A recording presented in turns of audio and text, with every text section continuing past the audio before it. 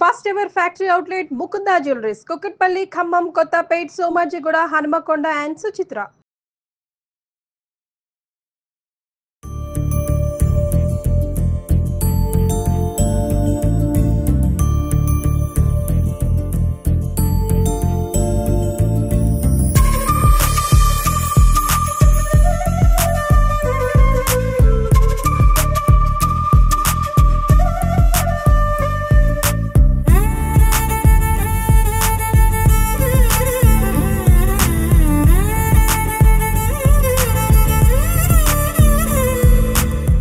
Mukunda jewellers సమర్పించు Sri Rama Navami special ఎపిసోడ్కి స్వాగతం. నమస్తే రమ్మగారు. నమస్తే జయ. నవమి శుభాకాంక్షలు అండి. శ్రీరామనవమి శుభాకాంక్షలు జయ.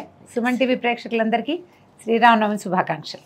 రమ్మగారు, శ్రీరామనవమి అనగానే ఫస్ట్ పానకం వడపప్పు. ఉగాది అనగానే మనకు ఉగాది పచ్చడి ఎలాగో శ్రీరామనవమికి పానకం చక్కగా చేసేసుకుందామా? మరి నవమి నాడు పానకం ఎందుకు చేయాలి అడగవా నువ్వు?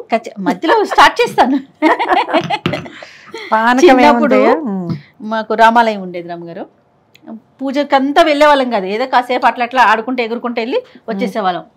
పండగ మొత్తం పూజ అంతా అయిపోయి కళ్యాణం అయిపోయిన తర్వాత కొట్టేవారు గంట. పరుగో పరుగు గిన్నెలు పట్టుకొని ఒకటే పరుగు పానకం కోసం. శ్రీరామనవమి పందిళ్ళు అంటే అవునవును పానకమే. చక్క చలువు పందిళ్ళు బ్రహ్మాండంగా పానకం, వడపప్పు, చలిమిడి కూడా చేస్తారు కదా. ప్రాంతాల వారీగా నివేదనల్లో తేడా ఉంటాయి కానీ పానకం వడపప్పు అన్ని చోట్ల చేస్తారు. మీరు ఎట్లా చేస్తారు చెప్పండి? అందరం ఒకటే పద్ధతి అనుకోండి. ఏలక్కాయలు, మిరియాలు దంచుకోవటము, బెల్లం సన్నగా తరుక్కోవటము, ఇది అది కలిసి బాగా కాసేపు బాగా నలిపి బెల్లం కరిగేదాకా తిప్పితే పానకం తయారైపోతుంది. పెసరపప్పుని కొంచెం ముందుగానే ఒక గంట ముందు నానబెట్టుకుంటే సరిపోదు. పెసరపప్పు నానబెట్టడం, దాని మీద కొంచెం సన్నగా కొబ్బరి ముక్కలు, తర్వాత ఏమో అరటిపండు ముక్కలు చేసి వేస్తాము, కొంచెం బెల్లం వేసి కాస్త అట్లా నలిపేస్తే ప్రసాదం. స్వామివారికి నివేదన కూడా అంటే ఎలాంటి నివేదనలు చేసినా మెయిన్ ఇది ఇవ్వాలని భావిస్తాం. అంటే ఎండాకాలం వచ్చేస్తుంది మనకి, ఈ పందిళ్లలో కూర్చున్న వాళ్ళకి శోష వచ్చేసేలాగా అయిపోతుంది. చైత్రం ఇట్లా అనేసరికి ఎండ వచ్చేస్తుంది కదా, అందుకోసం అని తప్పకుండా పానకం పంచిపెట్టడం విశేషంగా చేస్తారు. సాధారణంగా కూడా మనకి ఆంజనేయ స్వామికి పానకం విశేషం చేయ. ఈ పందిరి ఎక్కడైతే శ్రీరామనవమి కళ్యాణపు పందిరి వేస్తారో అక్కడ ఆంజనేయుడు కూర్చుని ఉంటారు. ఓ, ఆయన కోసం చేస్తారంటారు. ఆంజనేయ ప్రీతి ఈ పానకంతో జరుగుతుంది. ఈ ప్రతి వాళ్ళు శ్రీరామ అని నోట్లో పోసుకుంటారు. వాళ్ళందరి వెనకాల వాళ్ళందరి భుజాల మీద కూర్చుంటాడు ఆంజనేయ స్వామి. అందుకు ప్రధానంగా చేస్తారు. రాముల వారి నివేదన కంటే ఆంజనేయ స్వామి ప్రీత్యర్థమే ప్రధానంగా చెప్పుకోవాలి మనం. చాలు చాలా నమ్మగారు. మనం ఈ గిన్నెడు చేయాలంటే ఒక 7, 8, 10 ఏలక్కాయలు, 25-30 మిరియాలు వేసుకుంటే బాగుంటుంది. కొంచెం అంటే మరి మిక్సీలో వేసేసి ఎక్కర్లా, మనం చిన్న మోటార్ ఇట్లా ఏదైనా చిన్న రాయి ఉంటుందిగా దాంట్లో వేసేసి ఒక్క మాట నలిపేస్తే దీనికి ఏంటంటే ఏలక పొడికి ఒక చిటికెడు పంచదార వేస్తే మెత్తగా అవి మిగిలిపోకుండా తొక్కలతో సహా వేసుకునే ఛాయిస్ ఉంటే వేసుకోండి. నా సిద్ధాంతం, ప్రసాదంతో ఏలక్కాయ వేస్తే దీన్ని నవిలి మిమ్మేయకూడదు. ప్రసాదంలో ఉన్న ప్రతి పదార్థము లోపలికి వెళ్ళిపోవాలి. అందరూ ఇది మింగలేరు, నమలేరు, తినలేరు, ఉయ్యాల్సిందే కదా. అందుకని పెట్టుకోవద్దు, ఒలిచేసుకోండి. అప్పుడు రద్దు లేకుండా ఉంటుంది. పని చాలా పని చేసేటప్పుడు చేయలేకపోతాము. కొద్దిగా అయితే చేసుకోవచ్చు మనం. ఇప్పుడు మనకు నవమి అనగానే, శ్రీరామనవమి అనగానే పానకం, వడపప్పు, చలిబిడి, ఇవి కాకుండా ఇంకేమన్నా చేస్తారా రమ్మగారు? పెళ్లి కదా, వివాహం కదా, స్వామివారి కళ్యాణం, మనం దద్దోజనం చేసుకోవచ్చు, చక్కెర పొంగల్ చేసుకోవచ్చు, పులిహార చేసుకోవచ్చు, గారెలు, బూర్లు, అప్పాలు, అరిసెలు, పెళ్లి వంటలన్నీ అన్నీ చేసుకోవచ్చు. ఓకే, మీరేం చేస్తారు అమ్మగారు? నేను సాధారణంగా పాయసం పులిహార చేస్తాను జయ. ఎందుకంటే ఉగాదికి రకరకాలు చేస్తుంటావా, వారం తిరిగేసరికి వచ్చేస్తుంది. అవునవును. అందుకని అయితే మేము ఎక్కువగా సీతా కళ్యాణం చేయడానికి పాఠశాలకి వెళ్ళిపోతున్నాం, నేర్ పాఠశాలకి. అక్కడ ఏవో బూర్లు, పులిహోర, పాయసము చేస్తాం. నేను లడ్లు పట్టుకెళ్తా ఖచ్చితంగా. పెళ్లి ఏమిటో నాకు పెళ్లి అనగానే లడ్డు లేకపోతే బూందీ లడ్డు చేస్తారా? తెప్పిస్తాను, చేస్తాము, ఏదైనా చేస్తాను ఒకటి ఖచ్చితంగా. మిరియాలు ఘాటు కోసమేనండి, అంతేనా? మిరియాలు ఘాటు, బెల్లంలో ఉండే రకరకాల వృక్ష కొన్ని గుణాలను అది పోగొడుతుంది. ఇప్పుడు మిరియాల్లో ఎక్కువగా వేడి ఉంటుంది, దాన్ని బెల్లం చల్లబరుస్తుంది. బెల్లంలో కొంచెం వాతం పైత్యం చేసే లక్షణాలు ఉంటాయి, దాన్ని మిరియాలు సరి చేస్తాయి. రెండు ఒకదానికొకటి, ఇవి ఒకదానికొకటి. ఏలకులు సుగంధాని కోసం, ఏలక్కల వల్లే సుగంధం వస్తుంది. మిరియాలతో సుగంధం రాదు, ఘాటు వస్తుంది, అందుకు మిరియాలు వేసుకుంటాం. నేను 1-2 చోట్ల గమనించాను, సొంటి పొడి కూడా వేశారు, చిన్నది సొంటి వేస్తారు. మేము ఈ హ్యాబిట్, కానీ మనం మాత్రం మిరియాలు ఏలక్కాయలు వేసుకుంటాము. 2 వేసి దాన్ని చేయండి. నువ్వు బెల్లం సన్నగా తరుగు చేయ. ఓకే,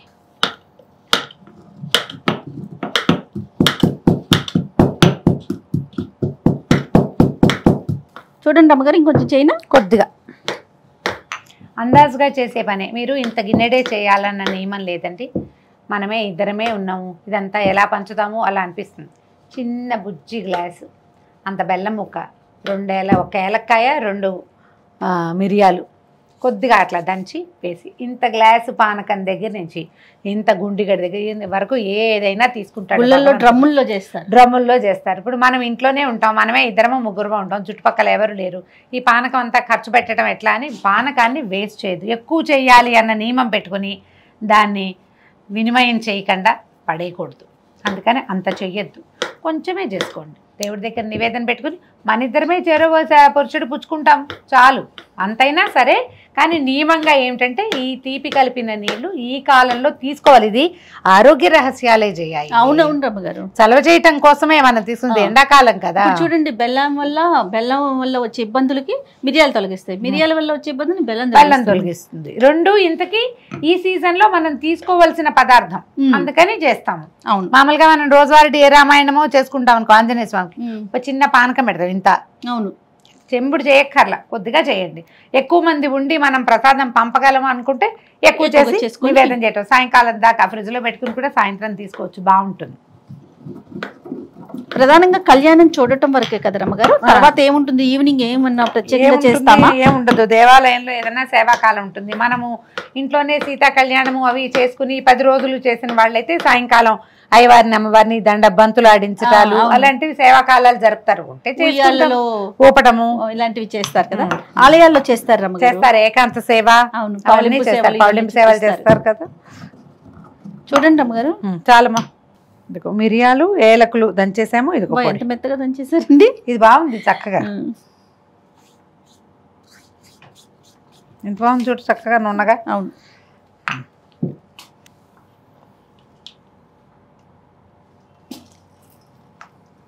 ఇదివరకు ఈ కోతలు ఉండేవి కాదు, చాకులతో పని ఉండేది కాదు. ఈ గుంకుడుకాయలు కొట్టే రాళ్ళు ఉండేవి. బెల్లం కొట్టిన రాయి అంటాం కదా, ఆ రాతో కొట్టేవాళ్ళం. అవునవును, బెల్లం కొట్టిన రాయి అని అదే అంటారు దాన్ని. నీళ్ళు పోయమ్మా.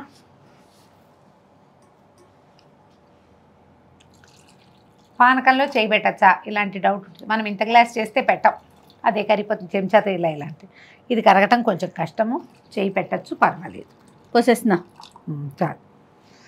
ముందు కొంచెం కలిపాక మళ్ళీ కొంచెం దీన్ని కరక పెట్టకపోతే ఇది కరగదు. అవును కాదు, మేము గరిటతో చేస్తాం, చేతులు క్లీన్గా ఉండవు లాంటి భావాలు ఉంటే మీ ఇష్టం. రమ్మగారు చేయి ఎందుకు పెట్టారు అని ప్రశ్నించకండి, అందుకనే పెడుతున్నా. ఇది కరగదు. వంటింట్లో చేతులు పెట్టకుండా పనులు అవుతాయి, చెప్పండి మీరు. చింతపండు చేత్తో పిచ్చకూడదు, దేన్ని చేత్తో ముట్టుకోకూడదు. మరి ఎక్కువ చేసినప్పుడు ఈ పని, లేకపోతే స్పూన్తో కలుపుకోవచ్చు. పైగా ఇవాళ రేపు బెల్లం చేయ ఒక టేస్ట్ శుద్ధ, దాన్ని ఏం చేసినా సరే కరగదు. పొయ్యి మీద పెట్టినా కరగటం లేదా ఎంతసేపటికి ఘుమఘుమలాడుతోంది చూడు. మా ఫ్రెండ్ ఒకరు చెప్పారు నాకు, ఈ పానకం మీదట అలా ఏలక్కాయ తొక్కలు కదులుతూ ఉండకపోతే నచ్చదుట ఆవిడికి, అందుకో తొక్కలు వేయాల్సిందే. ఏలక్కాయ తొక్కలు కనపడాలట దాంట్లో.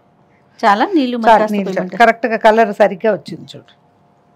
సీతారాం కళ్యాణం మనం చేసుకోగలిగితే చేసుకుంటాం. మన ఇంట్లో ఒక పుట్టినరోజు అంటే ఏం చేస్తాం, ఏదో స్వీటు హాటు చేస్తాం. పిల్లలు పుట్టినరోజు, మన పుట్టినరోజైనా ఓ పాయసమైనా చేసుకుంటాం కదా. భగవంతుడి పుట్టినరోజుకి ఏం చేయాలి, పానకం చేసినా చాలు. ఈయన పాయసం అడగడు రాముల వారు, పాపం బంగారు కొండ. సింపుల్గా పానకం చేయి, కాస్త వడపప్పు చేయి, ప్రార్థించు నన్ను అని చెప్తాడు. గట్టిగా రామాచాలు ఇంత పెద్ద స్తోత్రం చదువుకుని, రామాయణం చదువుకుని, మహాభారతం చదువుకుని, గందరగోళం అవన్నీ చేయగలిగితే ఎంతైనా చేయొచ్చు. మనం ఏమీ చేయలేకపోతే ఒట్టి శ్రీరామ రామ రామేతి రమే రామే మనోరమే సహస్రనామ తత్తుల్యం రామనామ వరానని ఆ ఒక్క శ్లోకమైనా సరే నెంబర్ ఆఫ్ టైమ్స్ చేయండి. ఇలాంటి రోజున పవిత్రమైన రోజు సంవత్సరానికి ఒక్క రోజు వస్తుంది. మర్యాద పురుషోత్తముడు రాముడు. పొట్లాడద్దు ఎవరితోటి, గొడవలకి దిక్కండి, వాదనలకు వెళ్ళొద్దు. సాధ్యమైనంత ప్రపంచం పట్ల స్నేహంగా ప్రేమగా తీయగా ఉండడానికి ప్రయత్నం ప్రయత్నం చేసుకోండి.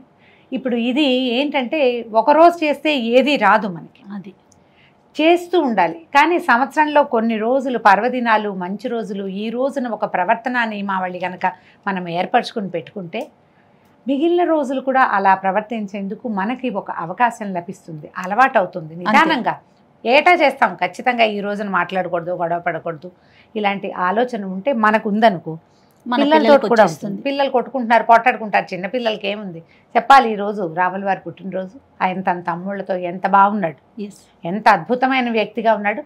అంత కాకపోతే కొంత ఉందాం, కనీసం పోట్లాడుకోకుండా ఉందాం. అవును, ఇలాంటివి కదా నేర్పించాలి. ఆ మాట చెప్పడానికి ముందు మనం ప్రశాంతంగా, సాధ్యమైనంత మౌనంగా ఉండాలి. అందుకని ప్రశాంతంగా ఉండటానికి ట్రై చేయండి. రాముడి గురించి ఒక ప్రత్యేకమైన లక్షణం చెప్తారండి, ప్రతి సంవత్సరం ఈ మాట చెప్పుకుంటూనే ఉంటాం. స్మితపూర్వాభిభాషి రాముడు అంటే ముందు నవ్వుతాడట రాముడు. ప్రతిసారి ఎవరైనా మనం చూడంగానే అవతల వాళ్ళు మనం పలకరించారా లేదా చూస్తాం మనం. ఆయన అలాంటి వాడు కాదు, ఆయనే ముందు నవ్వుతాడు, ఆయనే పలకరిస్తాడు. నవ్వుతూనే పలకరిస్తారు కాబోలు, అంతేనండి. ఎవరు కనపడినా మొదట ఎవరు పలకరించాలి, వీళ్ళు పలకరిస్తారా లేదా, వీళ్ళు మన చూసి హలో అన్నారా లేదా, ముందు నేను చూసాను, నేనే హాయ్ అన్నాక వాళ్ళు హాయ్ అన్నారు, ఇలాంటి పిచ్చి భావాల్లోకి వెళ్తాం. అవును, చక్రవర్తి సార్వభౌముడు, ఆయన భూప్రపంచానికి ప్రభువు.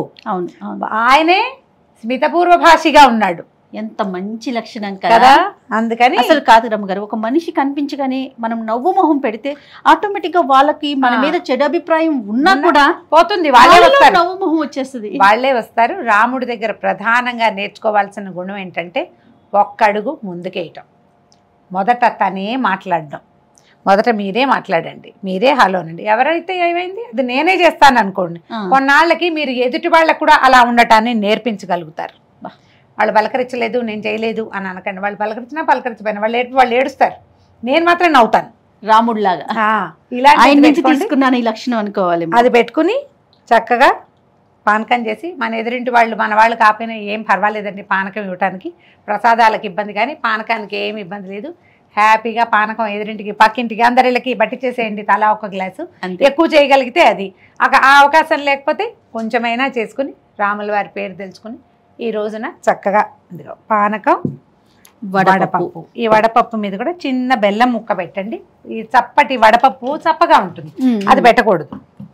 ఒకే ఒక బెల్లం ముక్క చిన్నది అంతే. ఓ 2 అరటిపళ్ళు, ఒక కొబ్బరికాయ కొట్టి శ్రీరామనవమిని సుసంపన్నం చేసుకోండి. తప్పకుండా రమ్మగారు. ప్రేక్షకులందరికీ మరొకసారి శ్రీరామనవమి శుభాకాంక్షలు.